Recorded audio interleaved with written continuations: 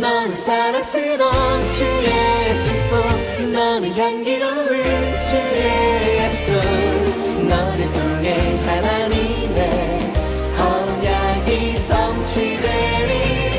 너는 마른 땅의 하늘이시, 너는 주님 목에 삶의 축복, 내가 서 있는 땅 영원히 마르지 않으리.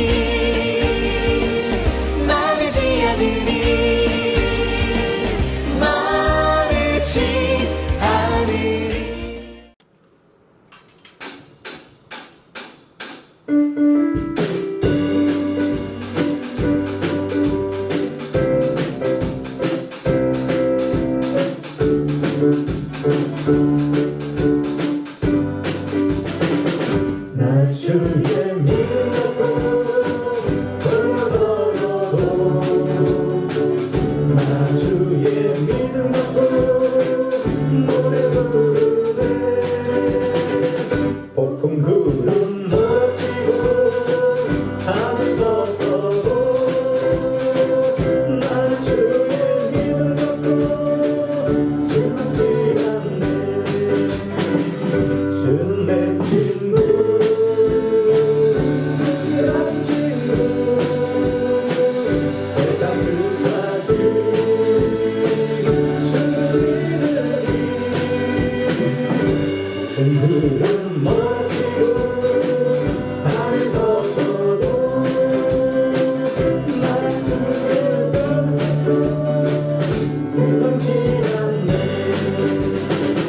내 주는 성자 나를 인도해 사랑의 원자리로 다니지라도 주님께서 나의 길을 인도하시니 나 주를 따르니 언제까지나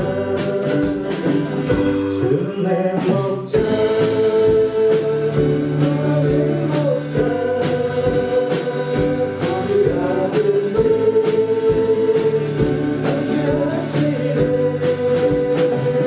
주님께서 나의 길을 인도하시니 나 주를 따라가니 언제까지나.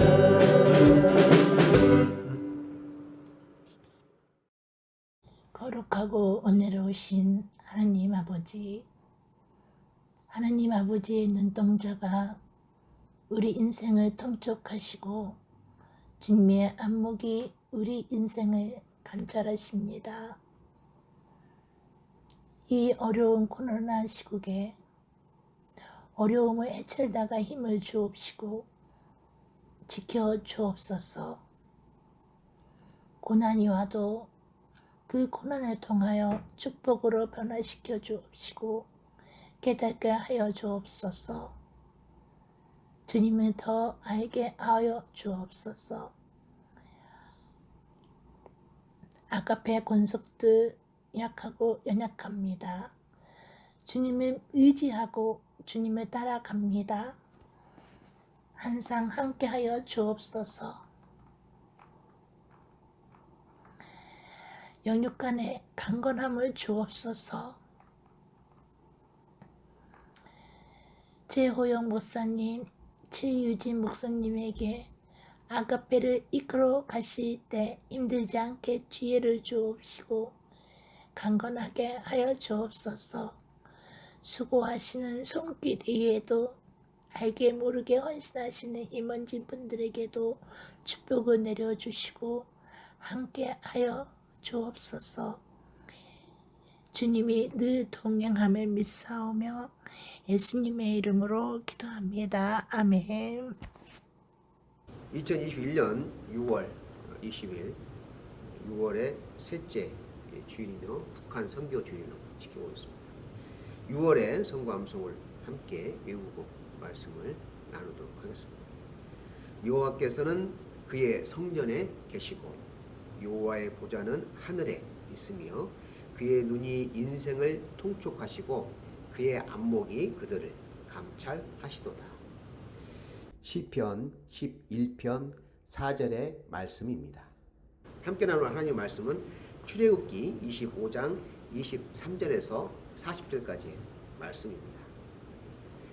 너는 조각목으로 상을 만들되 길이는 2규빗, 너비는 1규빗, 높이는 1규빗 반이 되게 하고 순금으로 싸고 주위에 금태를 두르고 그 주위에 손바닥 넓이만한 턱을 만들고 그 턱 주위에 금으로 태를 만들고 그것을 위하여 금고리 넷을 만들고 그 네 발 위 네 모퉁이에 달되 턱 곁에 붙이라. 이는 상을 맬 채를 깰 것이며 또 조각목으로 그 채를 만들고 금으로 싸라.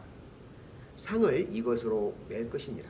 너는 대접과 숟가락과 병과 붓는 잔을 만들되 순금으로 만들며 상 위에 진설병을 두어 항상 내 앞에 있게 할지니라.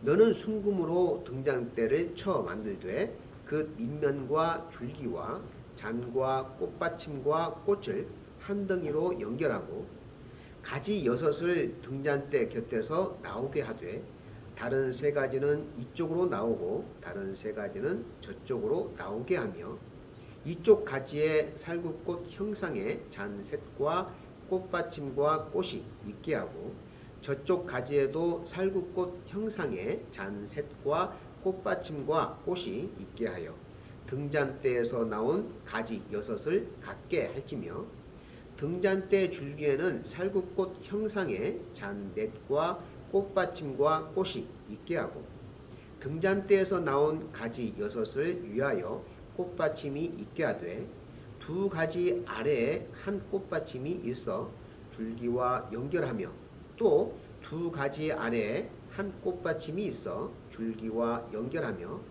또 2가지 아래에 한 꽃받침이 있어 줄기와 연결하게 하고 그 꽃받침과 가지를 줄기와 연결하여 전부를 순금으로 쳐 만들고 등잔 7을 만들어 그 위에 두어 앞을 비추게 하며 그 불집게와 불똥 그릇도 순금으로 만들지니 등잔대와 이 모든 기구를 순금 1달란트로 만들되 너는 삼가 이 산에서 내게 보인 양식대로 할지니라. 하나님은 이스라엘을 특별한 백성, 거룩한 백성으로 삼으시고 그들에게 율법을 주셨습니다. 또한 성막, 우리가 회막이라고 부르죠.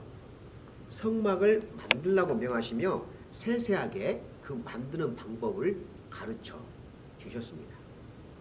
하나님께서는 성막에서 이스라엘 백성을 만나 주시고 행할 일에 대해서 지시하시고 명하시겠다고 말씀하셨습니다. 하나님은 어느 곳에 다 계십니다. 온 우주 만물에 충만하십니다. 그렇기 때문에 어느 곳에 한정되어 머물러 계시는 분이 아니십니다. 그렇다면 왜 굳이 성막을 필요로 하실까요?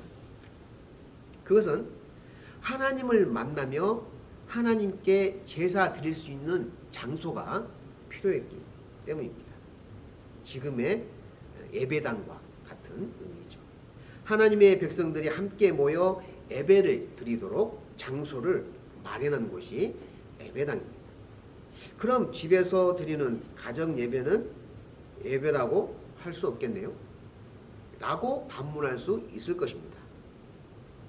마태복음 18장 20절에서 예수님은 2-3 사람이 내 이름으로 모인 곳에는 나도 그들 중에 있느니라 라고 말씀하시며 비록 적은 수가 모여서 예배를 드려도 하나님은 그 예배를 받으시겠다고 말씀하셨습니다. 그렇다면 혼자 예배를 드리는 것은 어떨까요? 물론 혼자 예배를 드려도 하나님께서 인정하시고 그 예배를 받으시겠지만 가능하면 혼자보다는 2 사람 또는 3 사람 이렇게 모여서 함께 예배 드리기를 바랍니다. 내가 예배를 드렸다고 하는 것을 보증하는 증인의 역할을 누군가가 해주면 좋겠죠. 내가 혼자 예배를 드리는 상황이 되면 주변에 가까운 친구들에게 연락을 해서 함께 예배를 드릴 수 있기를 바랍니다. 오늘 본문의 말씀은 성막에 대해서 언급하고 있습니다. 그 중에서도 진설병 상, 떡상이죠. 그리고 등장대에 대해서 설명하고 있습니다. 여기에 대해서 설명을 하려면은 구체적인 성막, 회막이 어떻게 생겼는가에 대해서 우리가 알아야 되겠죠.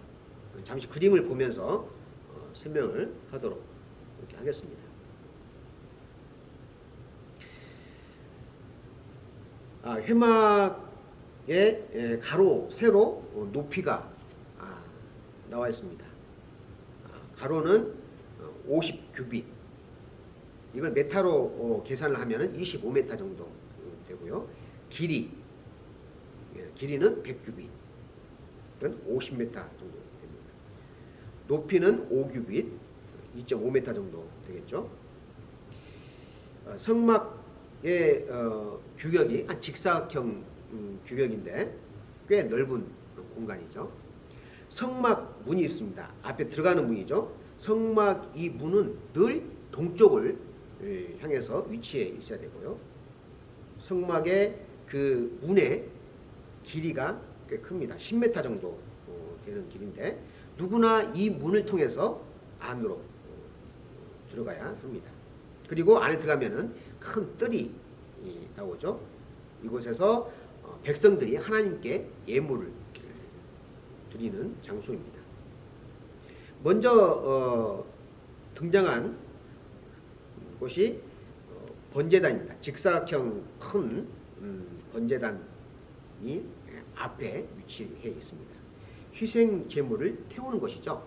그곳에는 철망으로 되어 있어서 그 위에 희생 제물을 올려놓고 태워서 하나님께 바치는 것입니다.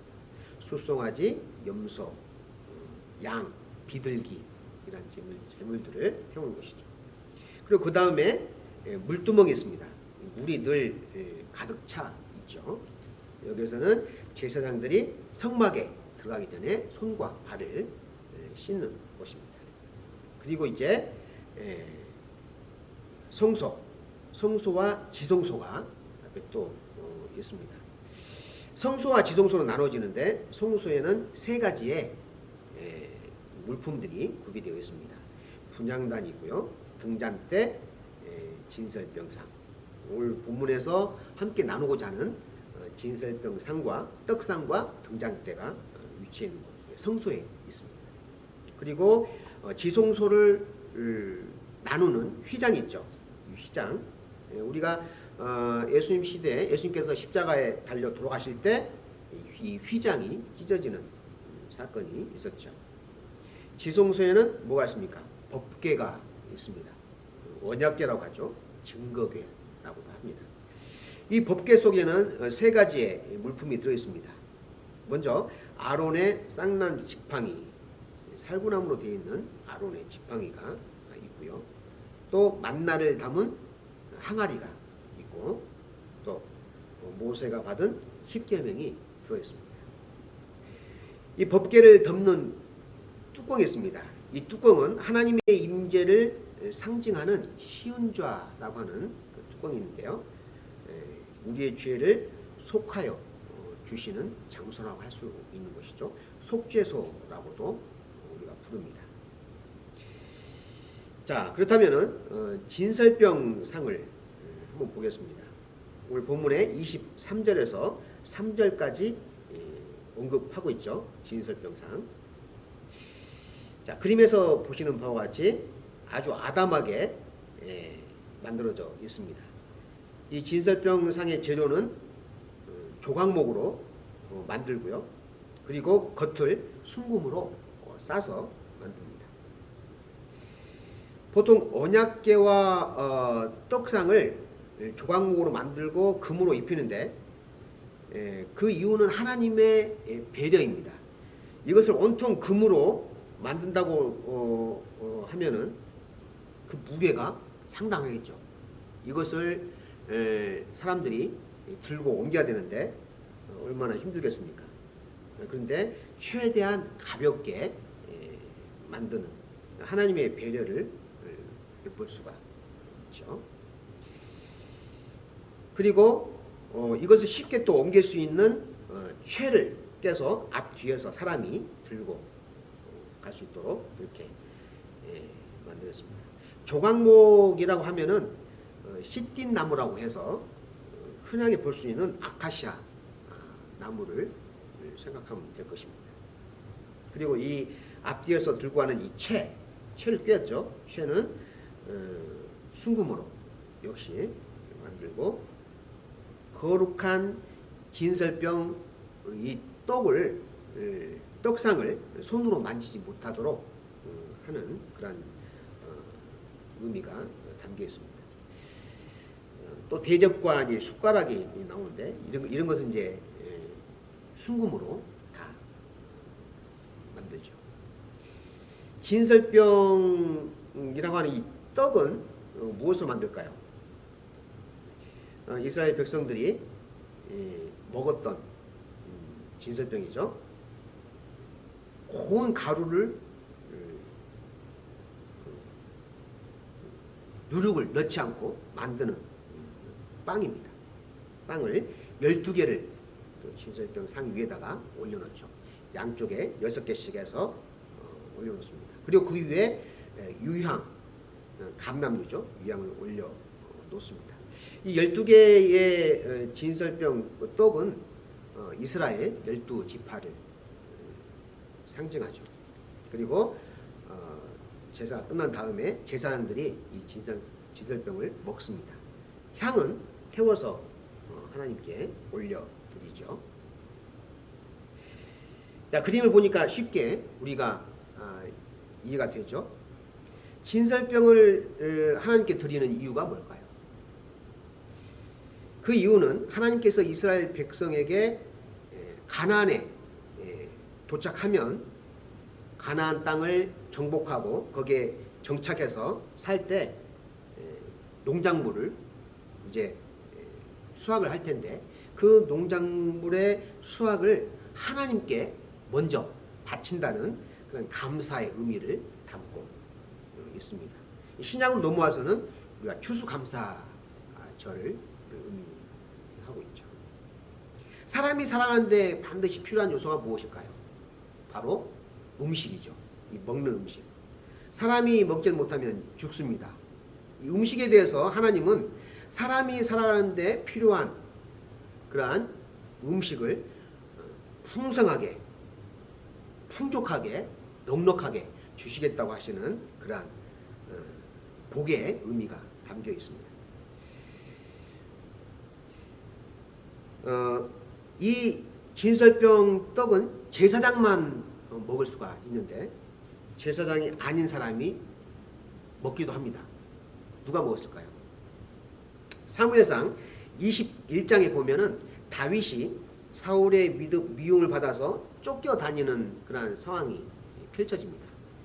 그러한 상황에서 노비라고 하는 땅에서 제사장 아히멜렉에게 배고프니까 먹을 것을 달라고 하는 다윗이 등장을 하는데 아히멜렉이 딱히 먹을 걸 줄 만한 게 없습니다.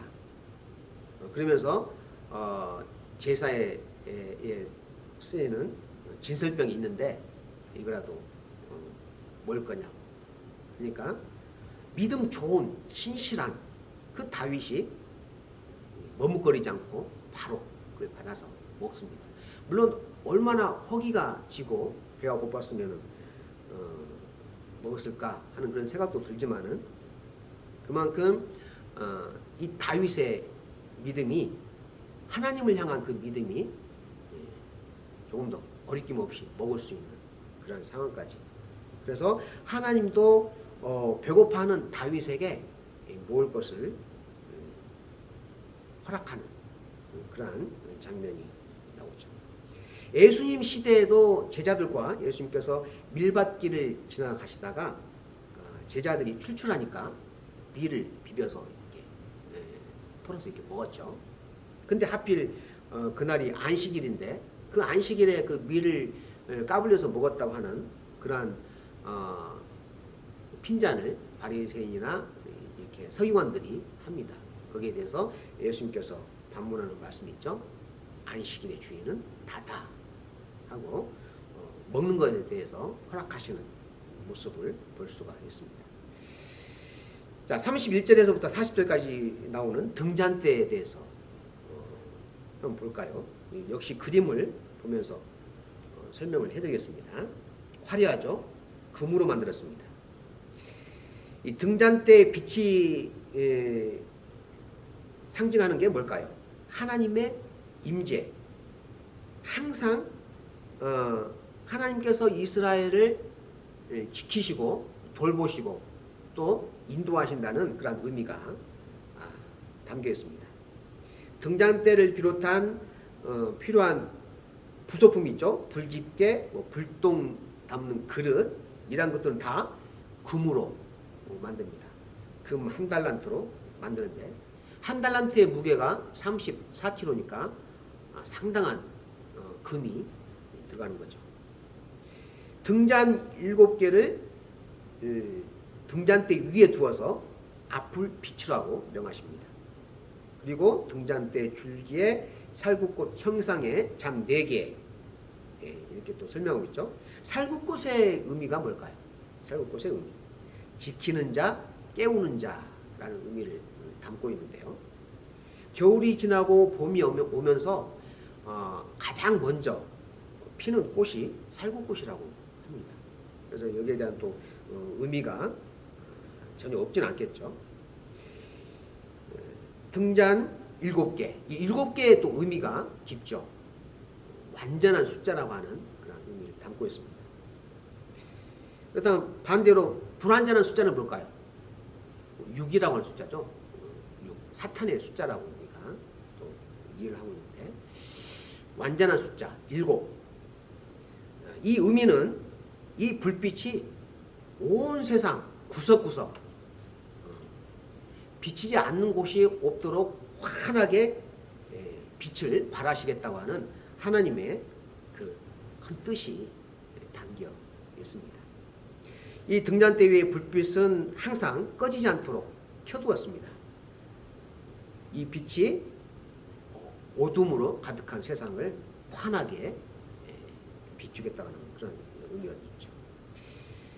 자, 등잔대 이 빛은 결국 예수님을 가리킵니다.